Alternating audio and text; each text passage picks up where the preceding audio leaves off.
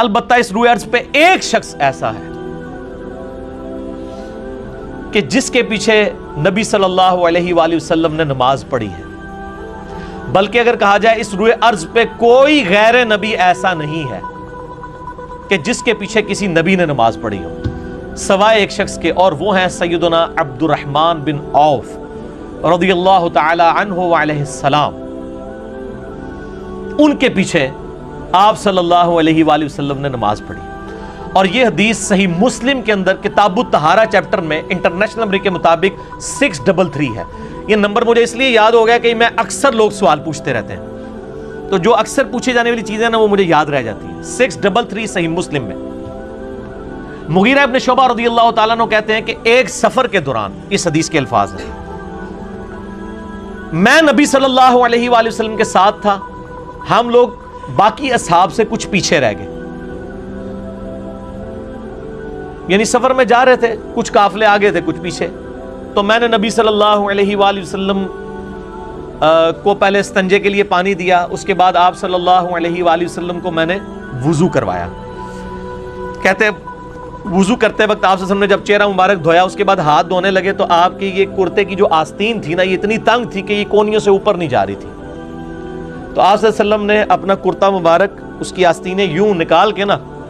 کرتا مبارک اوپر رکھا اور گریبان سے ہاتھ باہر نکال کے پورے دھوئے۔ یہ ہمارے لیے بھی یعنی ایک عبرت کا معاملہ ہے، بعض لوگوں کی خصوصاً عورتوں کی بعض اوقات نہیں اوپر ہو رہے ہوتے کف، تو وہ ادھر تک ہی ایسے کر لیتی ہیں، یہ پورا اوپر ہونا چاہیے تب یہ وضو ہوگا، کونیوں سمیت دھونا ہوتا ہے۔ تو نبی علیہ السلام نے اپنا کرتا ہی اتار لیا، اتار کے گریبان سے ہاتھ نکال کے تو وضو مکمل کیا، اور پگڑی آپ نے پہنی تھی تو آپ نے پگڑی نہیں اتاری بلکہ پگڑی کے اوپر ہی سر کا مسح کر لیا۔ پھر سیدنا مغیرہ ابن شعبہ کہتے ہیں کہ میں آپ صلی اللہ علیہ وسلم کے موزے اتارنے لگا،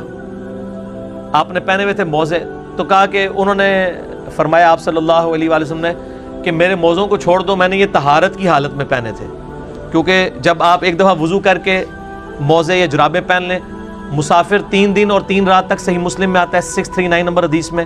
کہ وہ مسح کر سکتا ہے، اور مقیم جو ہے 1 رات اور 1 دن تک۔ تو وہ کہتے ہیں کہ وہ پھر اسی پہ آپ صلی اللہ علیہ وسلم نے مسح کیا۔ پھر ہم آ کے جب قافلے سے ملے تو نماز پہلے ہی کھڑی ہو چکی تھی اور عبد الرحمن بن عوف امامت کروا رہے تھے، تو صحابہ کرام نے سبحان اللہ کہہ کے ان کو متوجہ کیا، لیکن نبی علیہ السلام نے پھر عبد الرحمن بن عوف کو بھی اشارہ فرمایا کہ وہ نماز پڑھاتے رہے۔ عبد الرحمن بن عوف نے حکم کو ادب پہ ترجیح دیتے ہوئے، جو اصلی مسئلہ بھی یہی ہے کہ حکم کو ادب پہ ترجیح دی جائے، نماز پڑھاتے رہے۔ نبی صلی اللہ علیہ وآلہ وسلم نے ان کے پیچھے نماز پڑھی، لیکن آپ صلی اللہ علیہ وآلہ وسلم کی 1 رکعت چھوٹ گئی تھی۔ جب سلام پھیرا تو آپ صلی اللہ علیہ وآلہ وسلم کھڑے ہوئے، اور مغیرہ ابن شعبہ کہتے ہیں رضی اللہ تعالیٰ عنہ میں بھی کھڑا ہوا، اور ہم نے اپنی 1 رکعت مکمل کی جو امام سے رہ گئی تھی۔ یہ واقعہ صحیح مسلم میں 633 نمبر حدیث میں موجود ہے۔ ایک واحد صحابی ہیں عبد الرحمن بن عوف جن کے پیچھے نبی صلی اللہ علیہ وآلہ وسلم نے نماز پڑھی ہے، باقی حضرت جبرائیل علیہ السلام کے پیچھے پڑھی، لیکن جبرائیل علیہ السلام بھی غیر نبی نہیں ہیں، وہ فرشتوں کے پیغمبر ہیں، وہ ایک الگ معاملہ ہے، اور وہ بھی فرشتوں کے پیغمبر ہیں، وہ غیر نبی نہیں ہیں، وہ نبی ہیں، فرشتوں کے نبی ہیں، پیغمبر ہیں۔ یہ عبد الرحمن بن عوف رضی اللہ تعالیٰ عنہ کی بہت بڑی خوبی ہے، اور اللہ تعالیٰ نے ان کو یہ فضیلت عطا فرمائی اس حوالے سے رضی اللہ تعالیٰ عنہ علیہ السلام۔ اللہ تعالیٰ قیامت والے دن ہمیں آپ صلی اللہ علیہ وآلہ وسلم، آپ کے صحابہ، آپ کے اہل بیت کا ساتھ نصیب فرمائے۔